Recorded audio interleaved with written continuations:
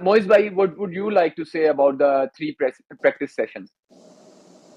Well, as Umair said कि like it was all Ferrari. Yes, it was all Ferrari. Like उसमें कोई शक ही नहीं है इस बात का कि इसमें सिर्फ Leclerc और even FP2 में Hamilton wasn't far away in FP1, just P10, but in FP2 he was P3 and very much just maybe 1/10 या 2/10 पे behind है Leclerc.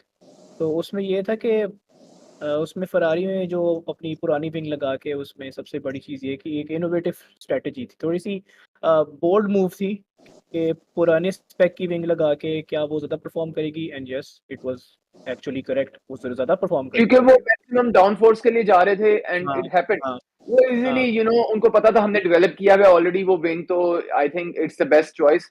और वो हाँ। मैक्सिमम डाउनफोर्स के लिए गए and they gain the most. हुँ, हुँ।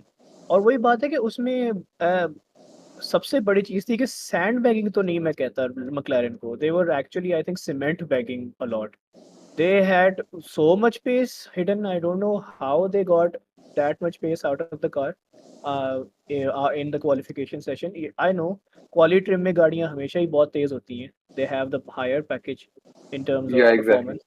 Well, But I can, I I can, I don't know. yeah, whatever I observe मैं बताऊंगा, आप पहले वो कर about McLaren से हाँ, भी। उसमें यही था कि वही इसमें ये है कि एक तो वो सारी चीज़ थी कि McLaren obviously उसकी pace is top notch, is bar by none. When they are completely in terms of in a performance you can say degree. तो इस तरह कह सकते हैं कि this is McLaren.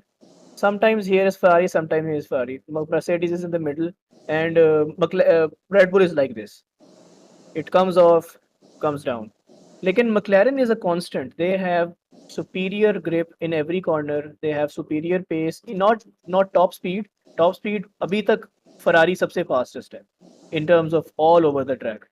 मतलब 287 उनका about it. Engine is working out well. हाँ, the engine is working out well. In terms of you can say Mercedes, they had a वो बात वही है कि उनकी प्रैक्टिस से ही लग रहा था कि उनके हालात बहुत खराब है। वो and in which we saw Kimi की गाड़ी कंप्लीट ओवरस्टेयर होने के बाद डायरेक्ट वॉल में लगनी, फिर सॉरी ओवरस्टेयर नहीं, न्यूविल शिकेन पे ही उसकी जो उसने मिस टाइमिंग की थी कॉर्नर की, चले वो तो हो ही गया। लेकिन एकदम से फ्यूल प्रेशर और क्या कहते हैं ऑयल टैंक्स एमजीयू के एकदम से बंद होके फिर वो मैंने देखा था कि नॉर्मली यही सर्कमस्टांसेस होते हैं जब आप यू कंप्लीट लूज पावर तो एमजीयू के फ्यूल प्रेशर और एमजीयू एच एक साथ बंद होते हैं। तो इन तीनों की वजह से ना आपका इंजन